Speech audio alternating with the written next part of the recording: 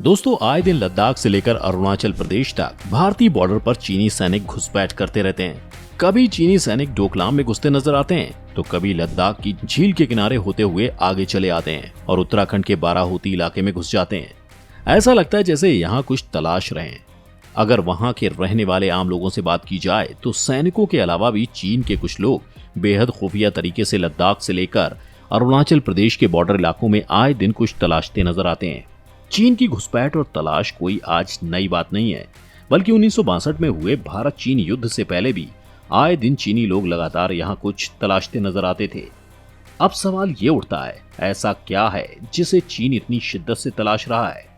आज अपनी वीडियो में हम ऐसी बात बताने जा रहे हैं जिसे जानकर आप सोचने पर मजबूर हो जाएंगे।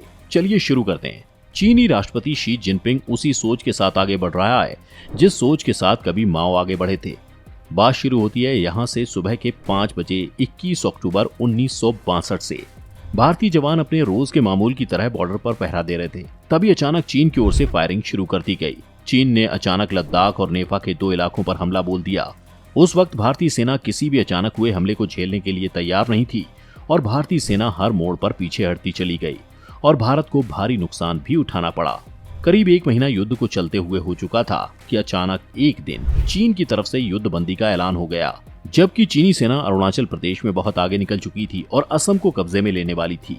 22 अक्टूबर को जब चीन ने युद्ध बंदी का ऐलान किया, इस पर सभी हैरान रह गए कि इतना आगे बढ़ने के बाद चीन ने अचानक युद्ध बंदी का ऐलान क्यों कर दिया, जबकि युद्ध बंद करने की जानकारी हमारे विदेश मंत्रालय, खुफिया एजेंसी और पीएम पंडित जवाहरलाल नेहरू को भी नहीं थी। इतना ही नहीं, चीन ने अरुणाचल प्रदेश का एरिया अपने कब्जे में ले लिया था, वो भी खाली करके वापस लौट गया और लद्दाख में भी अपने कब्जे में लिए हिस्से को खाली करके वापस लौट गया। अभी यहीं से चीन पर सवालिया निशान लग जाता है कि अगर चीन ने हमारे देश को नीचा दिखाने या कमजोर साबित करने के लिए या फिर हमारे देश के प्रधानमंत्री पंडित नेहरू की नीतियों से नाराज होकर हमला किया भी था तो वापस क्यों लौट गया? जी हाँ दोस्तों, इसका जवाब है शांग्रीला घाटी, जिसकी तलाश में चीन दशकों से लगा है। अब आप सोच रहे होंगे कि शांग्रीला घाटी में ऐसा क्या है जिसकी चीन को इतनी चाहत है कि इसे हासिल करने के लिए भारत पर भी हमला कर दिया। दरअसल चीन को 1962 युद्ध से पहले भी शांग्रीला घाटी की तलाश थी। तिब्बती लामा जो शांग्रीला घाटी में दिलचस्पी रखते थे, चीनी यात्री उन्हीं का पीछा कर रहे थे, क्योंकि उन्हें लगता था कि इन लामाओं को ही शांग्रीला घाटी के बारे में पूरी जानकारी है। चीनियों को यह लामा कभी उत्तराखंड के बाराहोती, कभी लद्दाख और कभी नेपाल यानी अरुणाचल प्रदेश एरिया में जाते दिखाई दिए, तो चीन को लगा कि शांग्रीला घाटी यहीं कहीं मौजूद है। अब बात आती है कि इनकी असल प्लानिंग की। तो चीनी राष्ट्रपति माओ त्से-तुंग ने शांग्रीला घाटी की कहानियां सुन रखी थी। उन्होंने सुना कि शांग्रीला घाटी में पहुंचने वाला इंसान मरता नहीं है और उसकी लंबी उम्र हो जाती है। बस फिर क्या था, माओ त्से-तुंग को अपनी लंबी उम्र की चाहत हो गई और सेना को शांग्रीला घाटी की तलाश में छोड़ दिया। इसी वजह से पहले चीनी सेना ने तिब्बत पर हमला करके उसे जीता, लेकिन जब तिब्बत में शांग्रीला घाटी नहीं मिली तो उसने भारत पर हमला कर दिया। आज भी चीनी सरकार लद्दाख से लेकर सिक्किम, अरुणाचल प्रदेश के इलाकों में अपना कब्जा जताती है। अब सवाल ये उठता है कि आखिर शांग्रीला घाटी है कहाँ? यह घाटी हिमालय में मौजूद एक ऐसी जगह है जहाँ कोई नहीं जा सकता और ना ही इसे देख सकता है।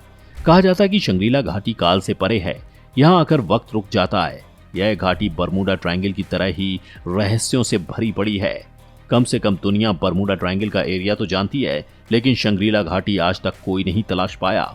जबकि आज के आधुनिक दौर में दुनिया सैटेलाइट के जरिए अंतरिक्ष तक की खबर ले लेती है, लेकिन शांग्रीला घाटी को मैपिंग सिस्टम तक नहीं ढूंढ पाया है। यहाँ तक कि सैटेलाइट भी इसे नहीं देख सका। शांग्रीला घाटी को दूसरी दुनिया में जाने का रास्ता भी माना जाता है। कहते हैं सिर्फ वही लोग शांग्रीला घाटी में जाते हैं जिनकी आत्मा पवित्र हो और मन साफ हो। यहाँ आकर समय रुक जाता है या फिर बहुत धीमी गति से चलता है। दूसरे शब्दों में अगर कहें तो इसकी थ्योरी भी कुछ ब्लैक होल की तरह ही है, यानी यहाँ किसी ने अगर कुछ मिनट बिता दिए तो हमारी दुनिया में सदियां बीत जाती हैं। अगर साइंस के मुताबिक बात करें तो फेमस साइंटिस्ट स्टीफन हॉकिंस ने 11 मेन डायमेंशन बताए हैं और वेदों में 64 मुख्य आयामों को बताया गया है और हम तीसरे आयाम में रहते हैं। शांग्रीला घाटी चौथे आयाम की जगह है। यह आध्यात्मिक लोगों की दुनिया है। यहाँ रहने वाला हर कोई अमर है और उनका भाग्य पहले से ही तय होता है। तिब्बती लोग शांग्रीला घाटी को संभाला नाम से पुकारते हैं। इसे सिद्धाश्रम या जंग मठ के नाम से भी जाना जाता है। कहते हैं शांग्रीला घाटी हिमालय में तिब्बत और अरुणाचल के बीच कहीं मौजूद है। माना जाता है कि महाभारत युद्ध के बाद पांडव यहीं चले गए थे। कहते हैं कि महात्मा बुद्ध को भी संगरीला घाटी का ज्ञान हो गया था, इसीलिए बहुत लोग इससे संभाला कहने लगे। बौद्ध धर्म की मान्यता है कि आने वाले टाइम में जब दुनिया अपने कर्मों के कारण तबाही की कगार पर खड़ी होगी, तब संगरीला घाटी से ही कोई सिद्ध पुरुष आकर दुनिया को बचाएगा। सिद्धाश्रम या गंज मठ में सिर्फ वही जाता है जिसे वहां रहने वाले लोग बुलाते हैं। हिंदू मान्यता के मुताबिक जिन्हें अमर रहने का वरदान मिला हो वो लोग संगरीला घाटी में ही रहते हैं। माना जाता है कि संगरीला घाटी में रहने वाले 7 लोग हैं: अश्वत्थामा, राजा बलि, वेदव्यास, हनुमान, विभीषण, दीपाचार्य और परशुराम। आइए हम देखते हैं कि संगरीला घाटी के बारे में विज्ञान की क्या राय है। विज्ञान का मानना है कि अगर हमारे शरीर में लगातार नए सेल्स बनते रहते हैं तो मानव शरीर 1000 साल तक जी सकता है। गंजमठ या संगरीला घाटी में रहने वाले लोग योग के सहारे अपनी भावनाओं को कंट्रोल करते रहते हैं, जिससे उनके शरीर में लगातार नए सेल्स बनते रहते हैं और उनकी उम्र बढ़ने पर भी उनका शरीर मजबूत रहता है। लेकिन आम इंसान ऐसा नहीं कर सकता। उसका अपनी भावनाओं पर कंट्रोल नहीं है, क्योंकि वह अपनी गृहस्थी की 10 समस्याओं में उलझा रहता है और ना ही मौत पर आम इंसान का कोई कंट्रोल चलता है। लोगों का मानना है कि इस जगह का किसी भी धर्म से कोई खास ताल्लुक नहीं है। यहाँ सिर्फ वही जाता है जो खुद को इस घाटी के लायक बना ले। तो दोस्तों, ये थी चीन की खोज वाली जगह। आपको वीडियो कैसी लगी हमें कमेंट करके जरूर बताएं। वीडियो को लाइक और शेयर करें। अगर चैनल पर नए हैं तो सब्सक्राइब जरूर करें।